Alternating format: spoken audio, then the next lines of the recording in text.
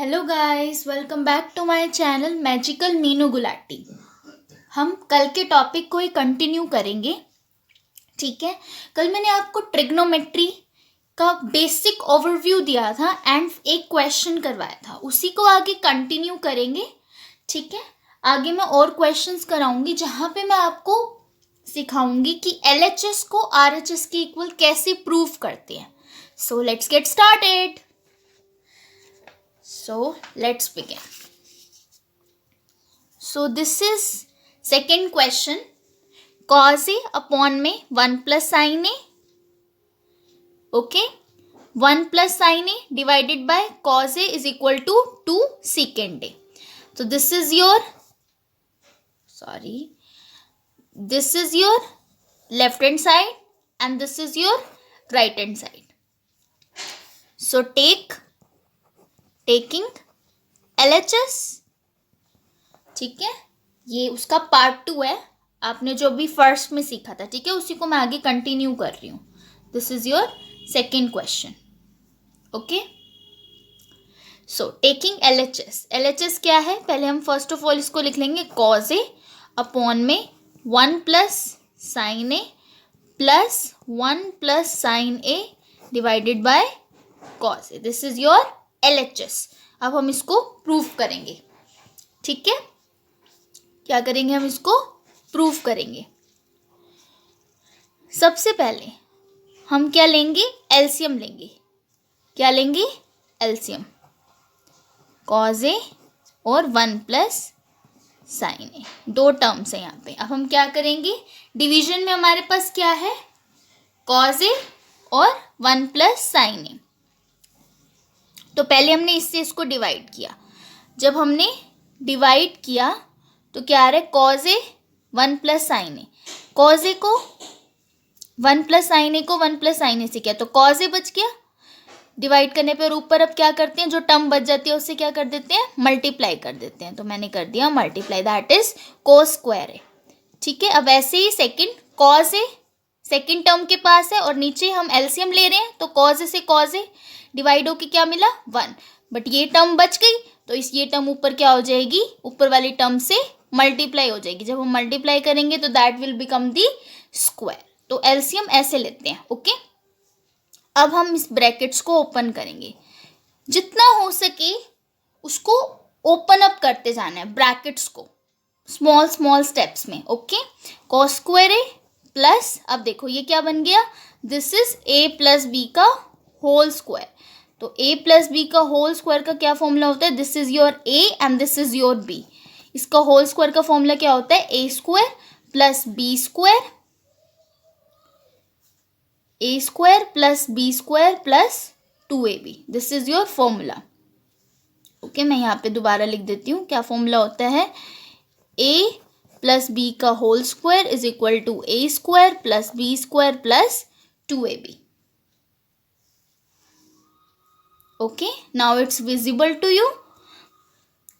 अब मैं क्या करूंगी, फॉर्मूला खोल दूंगी, A प्लस B का होल स्क्वायर, A स्क्वायर यानी कि 1 का स्क्वायर प्लस B स्क्वायर यानी कि साइन का square plus 2AB, 2 into A यानी कि A इंटू B क्या है हमारा, साइन A।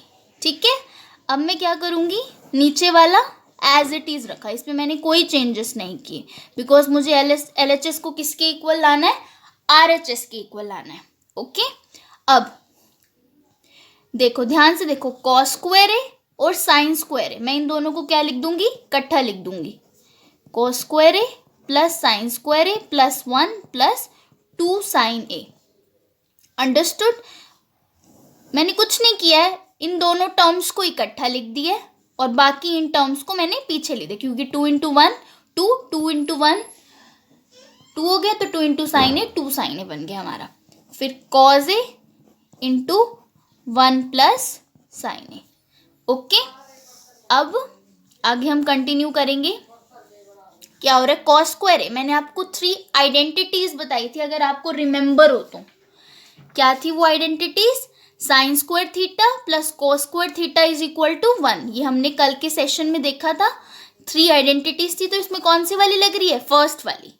ठीक है, तो हम ब्रैकेट में आप यहाँ पे मेंशन कर सकते हो कौन सी आइडेंटिटी लग रही है इधर, ये वाली cos square A plus first वाली sine square A is equal to 1।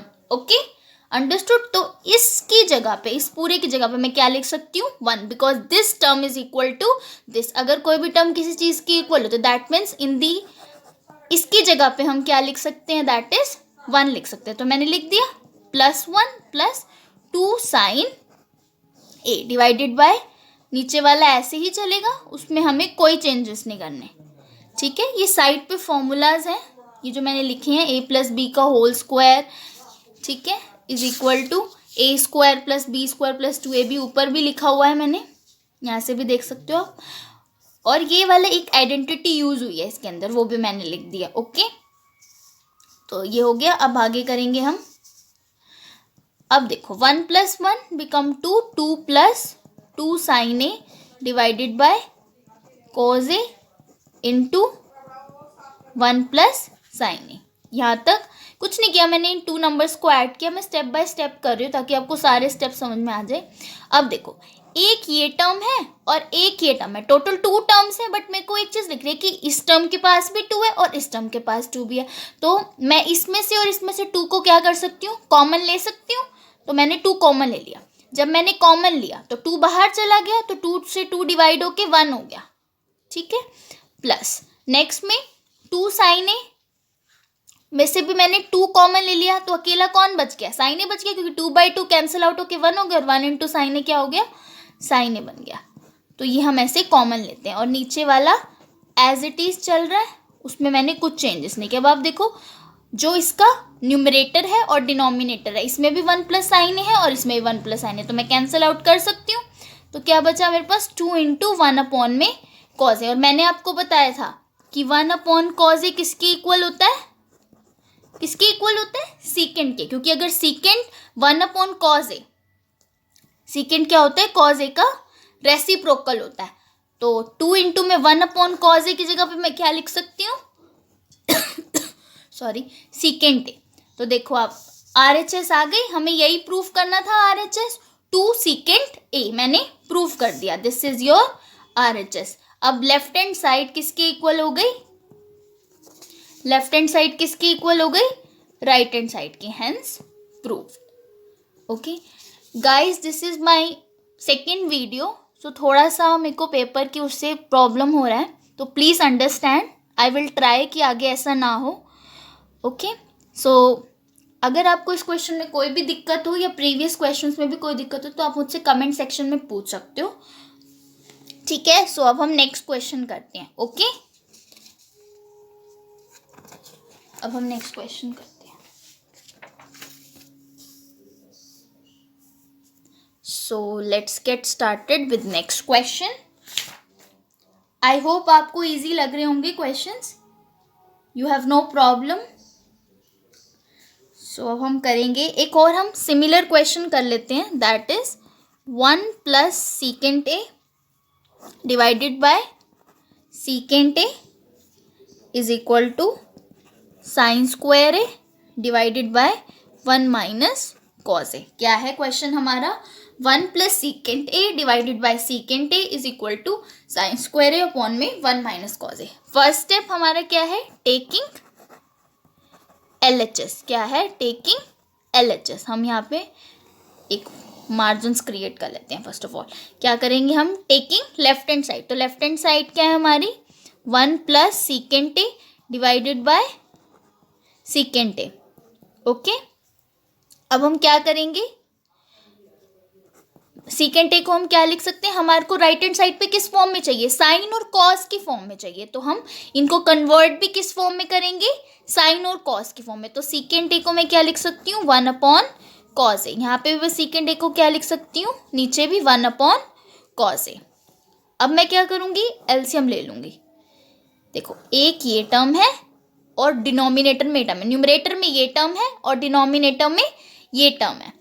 तो क्या करूँगी, मैं पहले एलसीएम लूँगी न्यूमरेटर में। ठीक है, तो कॉज ए एलसीएम हो गया, इसके पास कुछ नहीं है, तो कॉज ए से कॉज ए नहीं जा रहा, डिवाइड नहीं हो रहा, तो ऊपर वाले से ये क्या हो जाएगा, मल्टीप्लाई।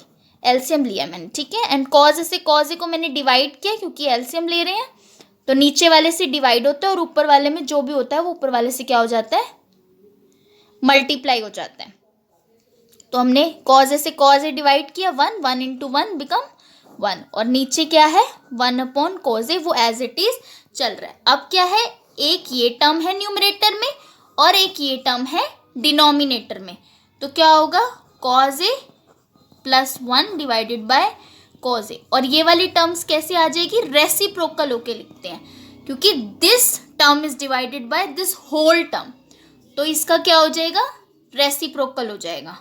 ठीक है, तो ये कैंसिल आउट हो गए, तो कॉज ए प्लस 1, बट यहाँ पे तो एक इशू है, ये RHS के इक्वल तो आया ही नहीं, ये तो ये आ गया। तो क्या करते हैं इस सिचुएशन में, कई कई बार क्या होता है आप LHS को RHS के इक्वल लाते हो तो वो एग्जैक्टली आ जाती है, बट समटाइम्स क्या होता है आपको RHS को भी सॉल्व करना पड़ता है।